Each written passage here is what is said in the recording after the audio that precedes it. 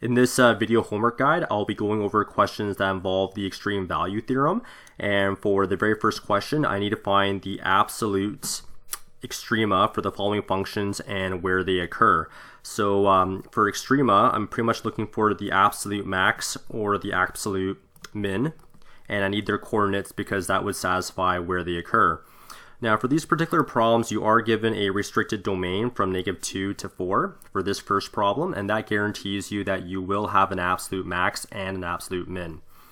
Alright, in order to get started, we should definitely take the derivative, and the derivative of this polynomial would be 3x squared minus 6x. And then from there, you'll notice that we can factor out a 3x, so let's go ahead and do that. So 3x is my greatest common factor. If I factor that out, I would get x minus 2, and then I need to set my derivative equal to 0 because I need to find the critical numbers here. Okay, from here on, if I set 3x equals to 0, that means x equals to 0, and if I take x minus 2, and if I set that equals to 0, that means x would equal to 2. So here are my critical numbers. Okay, after that, I will set up a number line because I want to find out where the max and where the min are. Okay, so my critical numbers here would be 0 and 2. And sometimes when you're doing these problems, you can also include the endpoints just to remind you where to stop. So my endpoint here is -2, so I can put a -2 at the very tail end here. And on the far right hand side, I have a 4, so the furthest I go, my domain is 4. So if you want to put the endpoints on your number line, you can do that. And then you can evaluate your endpoints towards the end of this problem. Okay, let's go ahead and write out my derivative expression here. So my derivative expression is going to be 3x times x minus 2, and once again I need to find numbers in these regions. So a number in the yellow region, a number in the blue region, and a number in the green region. Okay, so if I pick a number in the yellow region, I think a very safe number could be the number -1. So if I plug in -1 here, 3 times -1 would give me a negative result. And if I plug in -1 here, -1 minus 2 would give me a negative result. And a negative times a negative would give me, so a negative times a negative would give me a positive result in the yellow region. Okay, after that, I will now go on to the blue region, and in the blue region, I can pick a very safe number there. It could be 1. Sorry, picking the number 1 here. And if I plug in 1 here, 3 times 1 would give me a positive result. And if I plug in a 1 here, 1 minus 2 would give me a negative result. So a negative times a positive would give me a negative result. And just from that, I know that this will be a max right here. Anytime I go from a positive to a negative in the slope, I do have a max there. And let's move on to the into the green region now. In the green region, I think the safest number that we can pick is probably going to be 3. So if I plug in 3 here, 3 times 3 gives me a positive result, and 3 minus 2 also gives me a positive result. So a positive times a positive is a positive result in the green region, and this would give me my min. Okay, so now I know where the max and mins are. Now we need to find out where the absolute max and where the absolute min is. Okay, so in order to do that, I would now go ahead and look at your endpoints right here, which I'll highlight in blue. So you need to evaluate your endpoints. So I need to evaluate f of -2. And what's happening there is you're pretty much plugging -2 back into the original function. So the original function was x cubed minus 3x squared plus 4. You're plugging your endpoints back into your original. And if I do that, f of -2 would give me -16. And then I need to evaluate my other endpoint, which is f of 4. And if I plug in 4 back into my original equation, which is this part here, which is this part here in yellow, that would give me a value of 20. After that, you would now want it to evaluate the heights at the critical numbers here. So x equals to 0 and nx equals to 2. So let's evaluate f of 0. F of 0 isn't too bad. That's going to be positive 4. And f of 2, if I do f of 2, that's going to give me a value of 0.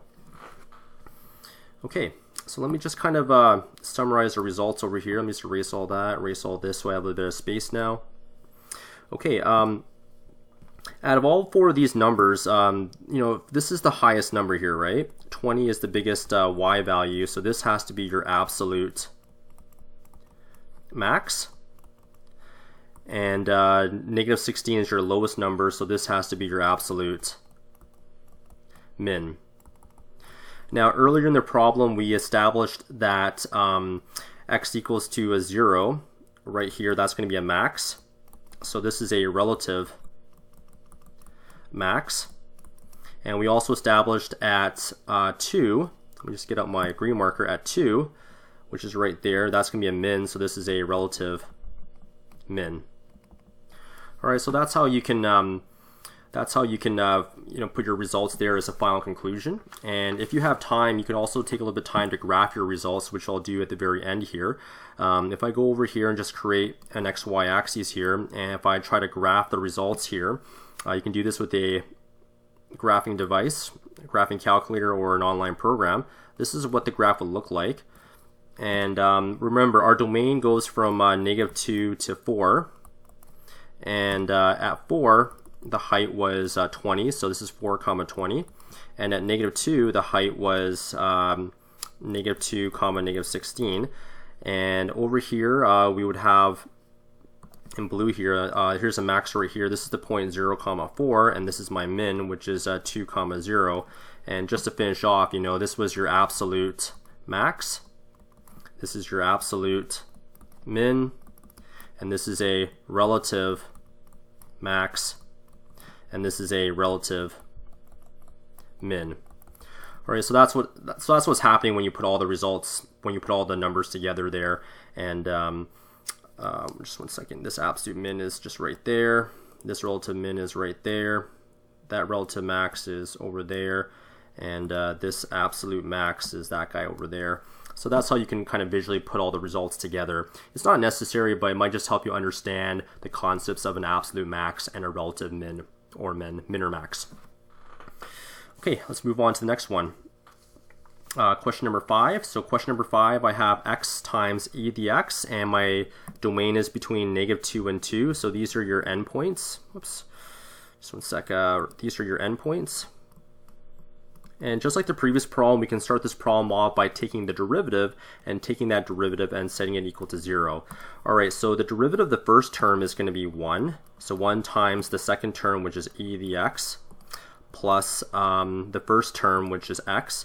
And then the derivative of the second term, e dx, is just e dx.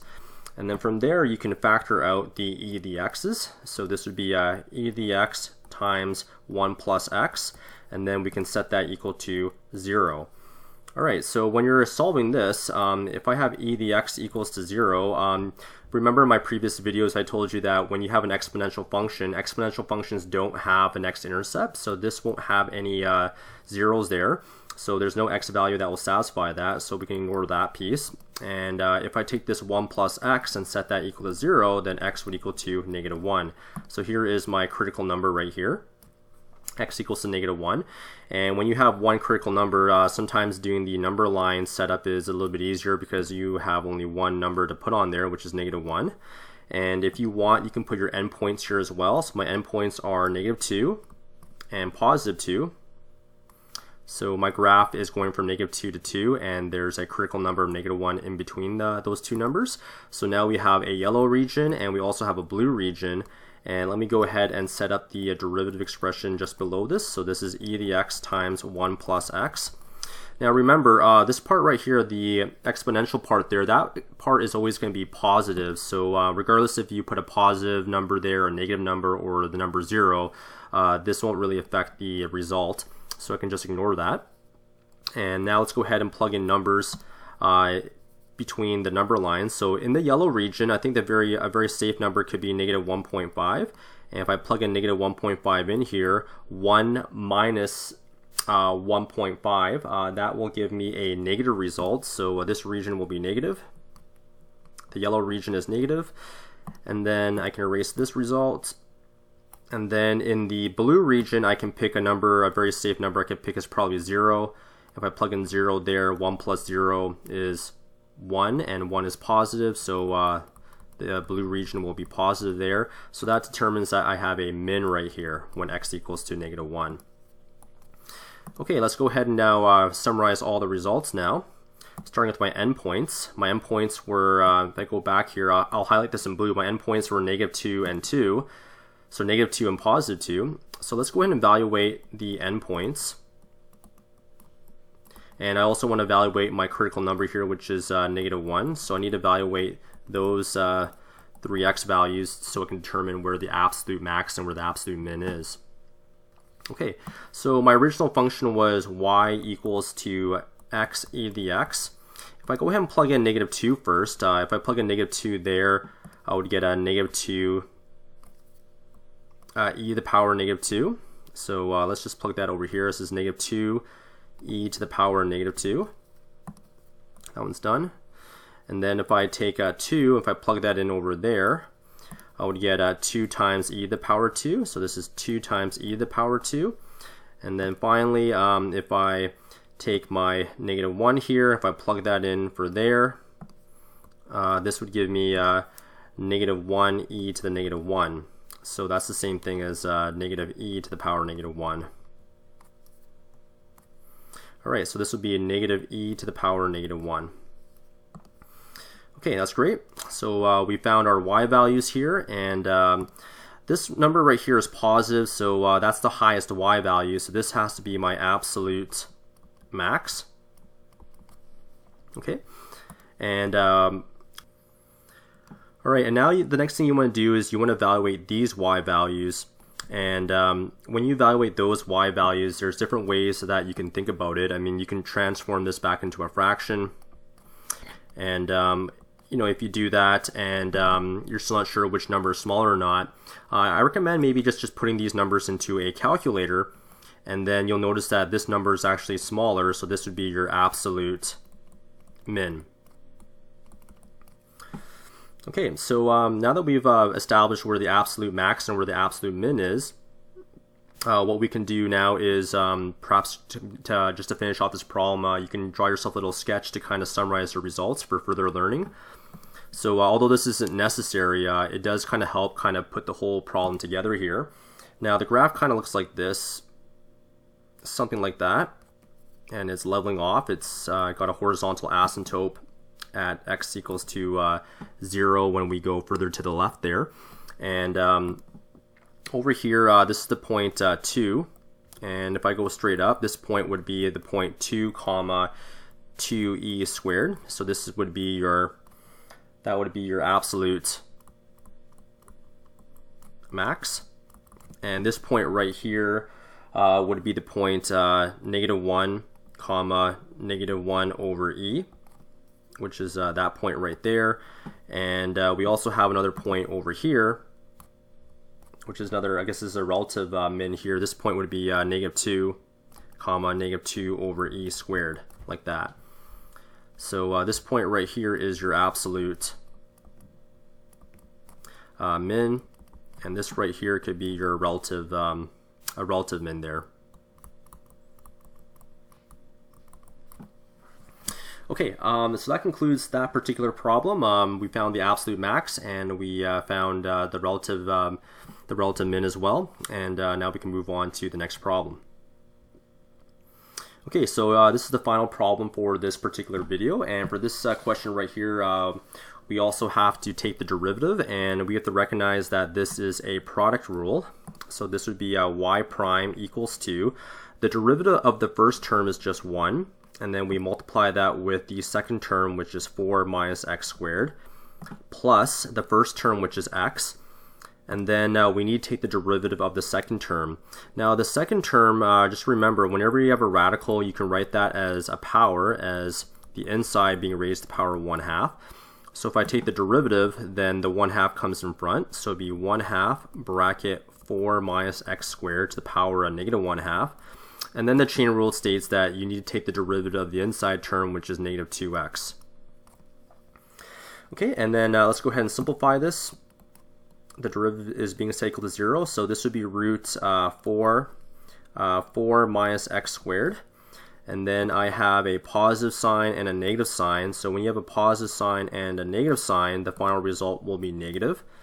And then you'll also notice that this 2 and that 2 will cancel off. And then we have this x multiplying with that x, so x times x would be x squared, all divided by this part here in blue. That part in blue, since it's a negative power, I can write it on the bottom as root 4 minus x squared. Okay, now we need to simplify this fraction. Now this first term is really, there's a denominator of 1 on the bottom, and what you can do here to simplify this is you can take this denominator and multiply it with this numerator. So root of 4 minus x squared times itself would give you just 4 minus x squared. And then I can take this 1 and then I can multiply it with the opposite end there on the numerator. So 1 times x squared would be x squared. And since there's a minus sign right here, I need a minus sign there. And then finally, to simplify this, I can finish this off by taking my denominator 1 here and multiplying it with that denominator. So 1 times the square root of 4 minus x squared would be root 4 minus x squared. And then I can make that equal to 0. And then I can simplify my numerator by combining these two like terms. So that would be 4 minus 2x squared divided by root of 4 minus x squared equals to 0. And on my numerator again, I guess I can continue simplifying that by factoring out a 2. So if I factor out a 2, I would now get 2 onto 2 minus x squared. And then I can divide that by the square root of 4 minus x squared. And I can set that equal to 0. Okay, from here on, we're almost done here. I mean, I can take this part right here and set that equal to 0. So if I do that on the side here, 2 minus x squared, if I set that equal to 0, 2 would equal to x squared. And if I take the square root of both sides, I would get plus or minus root 2. Okay, now let's go ahead and, this right here is my critical number here. And you also have to remember that at the start of this problem, the domain was between 0 and 2. So we can actually reject the negative part. Negative root 2 is actually not in the domain, so the only critical number is now root 2. So this is the number that I should put on my number line. Okay, let's create some more space over here, and let's create a new number line here. And on that number line, I will put the number root 2 there. And I will also put my endpoints here. My endpoints were 0, and my other endpoint was 2. And then just below it, I will write out the derivative expression, which was 2 bracket onto 2 minus x squared divided by the square root of 4 minus x squared. Now you might remember that on the denominator here, since you have a radical on the denominator, in order for this radical to be defined, x has to be greater or equal to 0. So my denominator essentially will always be positive, so I don't really need to consider the denominator when I'm testing the using the first derivative test here to test the regions here. So here's a yellow region, and here's a blue region. And your goal now is to find numbers in those regions and plug them into your denominator. And you don't need to consider the, you need to plug those numbers into the derivative, but you don't need to consider the denominator of the derivative since it's always positive. Okay, so I think a very fair number that you can pick in the yellow region is the number 1. And if I plug in 1 here, 2 is always going to be positive. And 2 minus 1 will be positive as well, so this region here is going to be positive. And then I can pick a number in the blue region, and a very safe number to pick in the blue region could be the number 1.5. And if I plug in 1.5 here, that's going to give me a negative result, and a negative times a positive 2 result would give me a negative result right there. So this right here is a max. Okay, now let's go ahead and summarize our results now. So I need to evaluate my endpoints. So my endpoints are f of 0 and f of 2. And I also need to evaluate f of root 2. And I need to figure out where the absolute max and where the absolute min points are. Okay, my original function was y equals to x times the square root of 4 minus x squared. If I go ahead and plug in 0 into here, that would be 0 times anything is going to be 0. And then if I now evaluate 2 here, if I plug in 2 there, I would get 2 times the square root of 4 minus 2 squared, which would be 2 times the square root of 0, which would also be 0. So this value here is 0. And now let's go ahead and plug in the last value here, which is root 2. If I plug in root 2 here, I would get root 2 times the square root of 4 minus root 2 all squared, which would be root 2 times the square root of 4 minus 2, and that would be root 2 times the square root of 2, and root 2 times root 2 is just 2. So this would be 2 right there. Okay, let's erase all that. And if you look at all these numbers here, 0, 0, and 2, the biggest number is 2, so this is your absolute max. And these would be your absolute mins. Okay, so you have 2 absolute mins here and 1 absolute max. And if you went ahead and sketched the graph of this for further learning, although this is not necessary for the homework, it does help kind of put all the pieces of the puzzle together here. And the graph kind of looks like this, kind of like that. And this point right here is the point 2, 0, and this point right here is the point, well actually that's not part of the domain. The domain is actually between 0 and 2. This point right here is 0, 0, and this point right here would be root 2, 2, and this is your absolute max, and this is your absolute min. So here and there. Okay, so that concludes this video.